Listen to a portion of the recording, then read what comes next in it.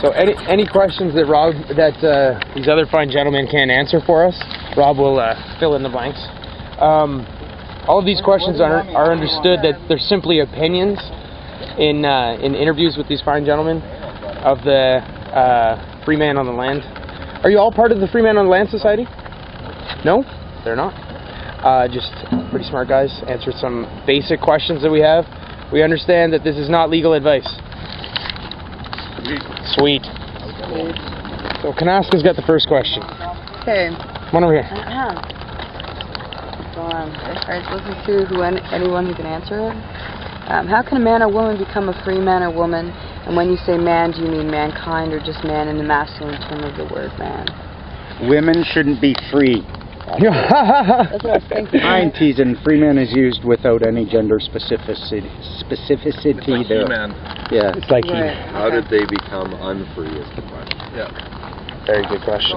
Your freedom's not something somebody gives you, it's something you take and Right. you assert. And it's a state of mind rather than a documented, approved state of being. You don't need the document to be free, but it helps so that you can maintain your freedom and you can establish that you have communicated your understanding and intent and beliefs with the proper party. So it starts with your mentality. Yes. What you're thinking. You have to believe that you're free first, and then it'll... No, if you honestly believed you were free, you wouldn't feel the need to take these steps. So I believe you must feel that you have the capacity for freedom. Right. But if you were already enjoying it, why would you even bother taking these steps? I wouldn't see that. So I understand you're close, but not bang on. Right. Well, I mean, like, to get out of this society, you have to first believe that you're free, and then take the steps to become a free man. You have to be a member of the society first.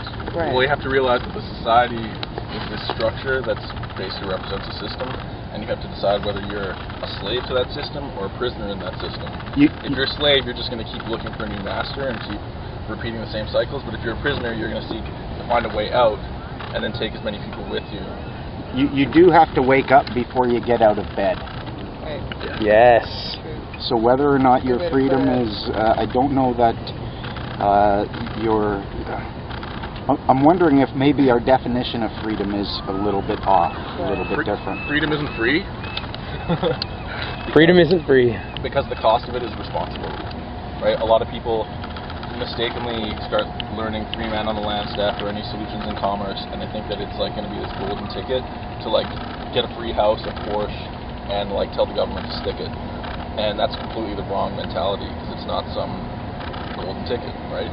It's about discovering your own power and realizing that you make one of two choices. You either give your power away to some other entity, or you claim your power for yourself and you act accordingly, right?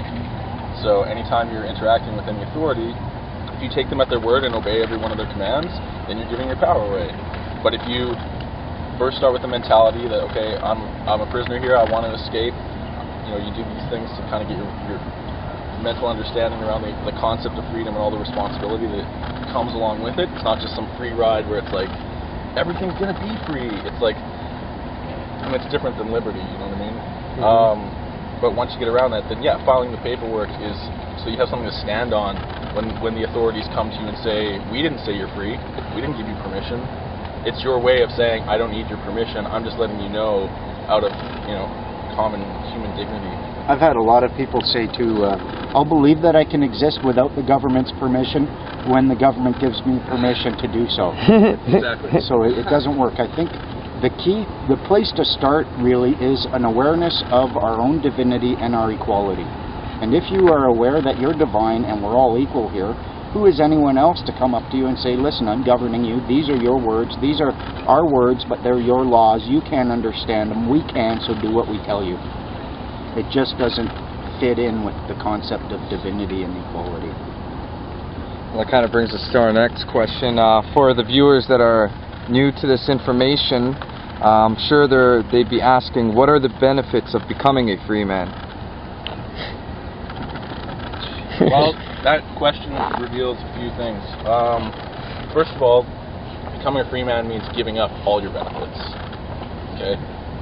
I get questions like people are like, hey, how can I become a free man and still collect my EI? And it's like, you can't, they want to have their cake and eat it too, right?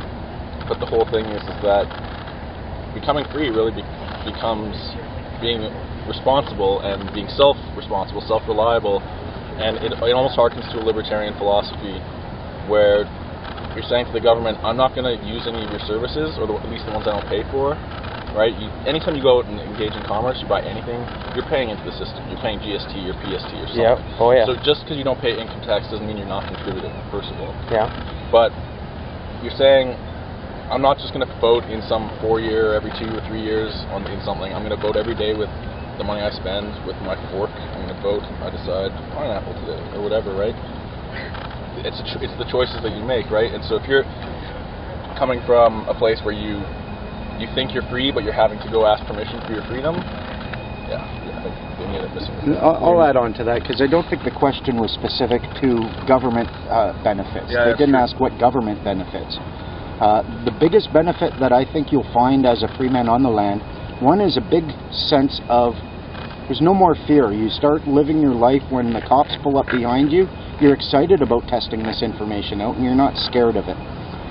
The other thing, you end up living your life knowing that you're following your own heart instead of someone else's words at the expense of your own heart. That right there, to me, that's priceless. That's worth more than any government-issued benefits. Absolutely. Absolutely. What's wrong with that government benefits? What's wrong with it? There's lots of benefits from the government. You just got to know who you're benefiting, right? That's right. Free man's not getting benefits. His person is. Yeah. Depending on how you want to use That's it. right. If you want to use it. That's right. So you can be a free man and still use your person, right? I don't believe so. No? The person is all persons are evidence of a relationship, of an association. The person evidences rights and duties. Rights and duties are always a function of an association. The person, if you look at... It's a game piece. Yeah, if you look at like a family, a child, a little toddler, has certain rights and freedoms and duties, and he has a person.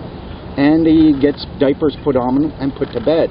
But then you have members of that same family who now grow up, they become adults, they go out to university, they leave the house, they're no longer treated like a toddler. I do see that, I mean, if everyone in Canada became a free man and said, fuck you, we're not going to have any persons whatsoever, our country would crumble. Yeah, it would. But what I don't see is that, I don't see why having rights and duties should be associated with a person which right now the government looks at as a ward of the state, as a child of the province. So if you look at it strictly as a person, if you look at a person strictly as that unit of which the rights and duties are fundamental attributes, then as a free man on the land, I certainly have rights and freedoms and duties, so there would be a person, but it's not a person created by the government, given to me, which identifies me as one of their charges. Now, one of the issues of contention that Christy and I have is the access to our value, our abundance. If you imagine it, use the analogy of a family where you have a child and a nanny, and the child owns part of the house. They're the heir of this incredible wealth, not the nanny. So the nanny takes care of the child. And now the child gets to 18 and it just wants to be treated continually like a child. Maybe nanny's putting some in the water to make it act like a retarded adult. And yet, what I see is the adult can wake up, no longer act like, like they're developmentally handicapped. And then start taking on responsibility for their own funds, their own trusts. Now at that point, you still have your wealth, but you're just not going to nanny government to access it.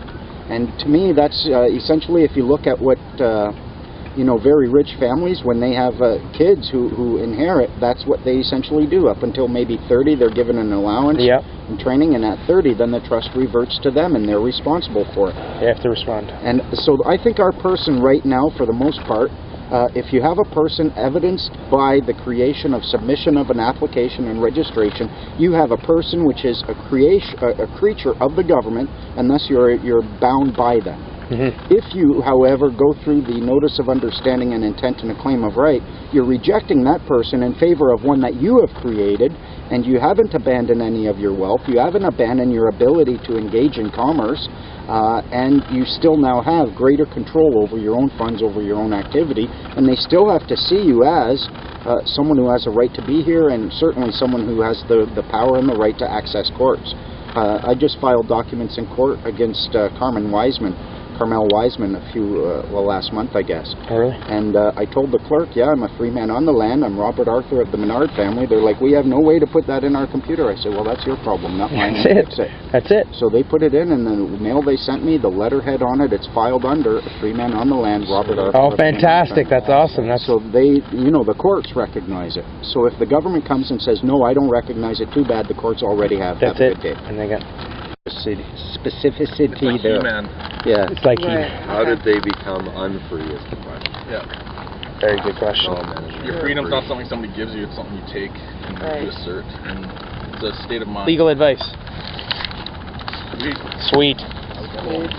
So Kanaska's got the first question. Okay. One over here. Go on. Alright, so listen to anyone who can answer it. How can With these fine gentlemen of the Free Man on the Land. Are you all part of the Free Man on the Land Society? No? They're not.